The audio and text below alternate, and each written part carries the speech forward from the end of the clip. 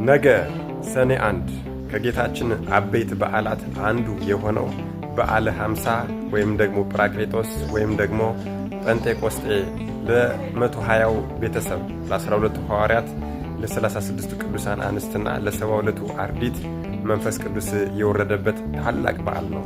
ጌታችንና አምላካችን ኢየሱስ ክርስቶስ በአረገ በ10ኛው ቀን በትንሣኤው ደግሞ በ50ኛው ቀን በ50ኛው ቀን አምላካችን መድኃኔዓለም ኢየሱስ ክርስቶስ ቃል በገባላቸው መሰረት ሲያርግ ከ10 ቀን በኋላ መንፈስ ቅዱስን እልክላችኋለሁ፣ እናንተም መንፈስ ቅዱስን ከተቀበላችሁ በኋላ አሕዛብን እየሄዳችሁ እያስተማራችሁ በአብ በወልድ መንፈስ ቅዱስን እያጠመቃችሁ ደቀ መዛሙርቴ አድርጓቸው ባላቸው መሰረት እነሱም ማለትም 12ቱ ሐዋርያት 36ቱ ቅዱሳን አንስትና 72ቱ አርድእት በጽርሐ ጽዮን በታላቁ ሐዋርያ በቅዱስ ማርቆስ ወንጌላዊው እናት በቅድስት ማርያም ቤት በጽርሐ ጽዮን የመጀመሪያዋ ቤተክርስቲያን እሷ ናት። ፍጹም በሆነ ጽናት አንድነትና ፍቅር ተሰባስበው ጠብቀው በዚያው ቀን መንፈስ ቅዱስ ወርዶላቸዋል።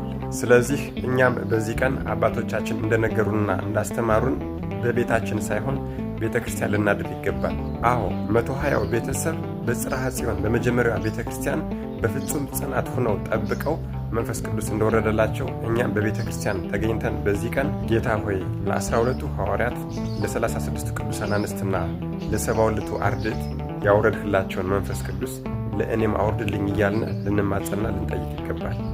እንደ 120 ቤተሰብ ልሳን ተልኮልን በዓለም ቋንቋ እንድንናገር የሚያስደርግ ጸጋውና ሞገሱ ባይኖረንም እንኳን ጌታ ሆይ ለ120 ቤተሰብ የሰጠኸውን ፍቅር፣ ጽናት፣ አንድነትና መተሳሰብ ግን ስጠን ልንል ይገባል። ልሳንን ባያናግረኝ እንኳን በማውቀው ቋንቋ ጸሎት እንዳደርግ በማውቀው ቋንቋ ለንስሐ እንድዘጋጅ እንዲያበቃኝ 5ቱ ውሾች ከተባሉት ከነዚህ ክፉ ኃጢአቶች እንዲያርቀኝ መንፈስ ቅዱስን ላክልኝ ልንል ይገባል።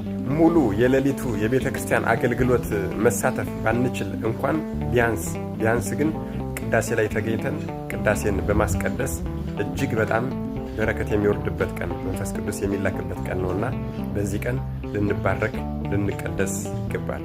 መድኃኔዓለም ኢየሱስ ክርስቶስ ለ120 ቤተሰብ የሰጠውን መንፈስ ቅዱስ ለ120 ቤተሰብ የሰጠውን ፍቅር፣ አንድነት፣ መተሳሰብና ፍጹም የሆነ ጽናት ለእኛም ያድለን። አሜን። ይቆየን።